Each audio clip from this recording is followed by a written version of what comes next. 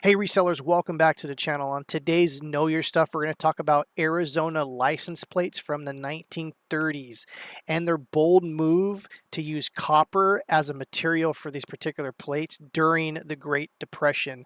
Also, if you wait to the end of the video, we're going to have a very special bonus content of another item to look out for that even goes for even crazier amounts of money. So stay tuned.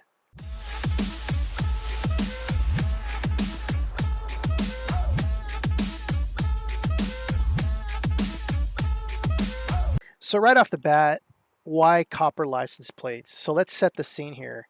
The 1930s were a challenging time for many industries due to the Great Depression. Arizona, known as the Copper State because of its rich copper mines, was hit particularly hard. To support the local economy and promote state pride, the Arizona Highway Commission decided to switch from steel to copper for their license plates starting in 1932. Copper was abundant but cheap, and this move was seen as a way to help the struggling copper industry. It was a clever way to turn a local resource into a statewide symbol. These plates weren't just functional, they were designed to stand out. The plates from 1932 to 1934 featured copper lettering on different backgrounds, black for 1933, blue for 1934.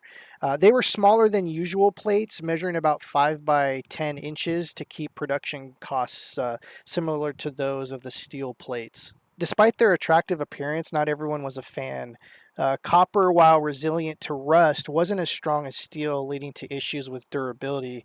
This was a significant factor in the state's decision to switch back to steel plates in 1935, making the copper plates extremely rare and collectible. While the copper plates were short-lived, their impact was memorable. They acted as mobile advertisements for Arizona, sparking curiosity and conversations across the country. According to reports that from the time, people were fascinated by these shiny plates, which served as a great promotional tool for the state. However, in 1935, the practical issues of durability led to the end of this experiment. The Arizona Highway Commission noted a significant amount of breakage and decided that the steel was a more reliable material for the road.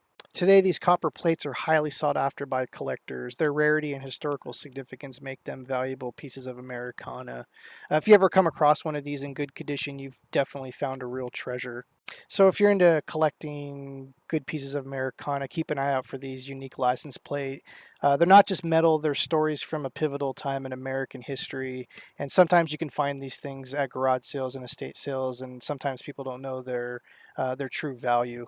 And the bonus content that I was alluding to in the beginning of this video, they did also motorcycle license plates, and those things easily go for over $1,000. They're definitely smaller than the regular plates that are 5 by 7, so definitely keep an eye out for those, because those go for crazy money.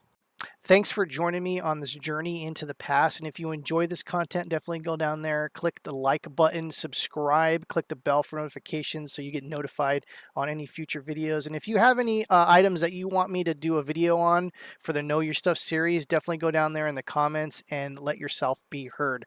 Once again, I'm Chris, a Thrift Shop Hustler. We'll see you next time. What she know about rocking the wolf on your noggin? What she knowin' about wearing a bird box skin? I'm digging, I'm searching right through that luggage.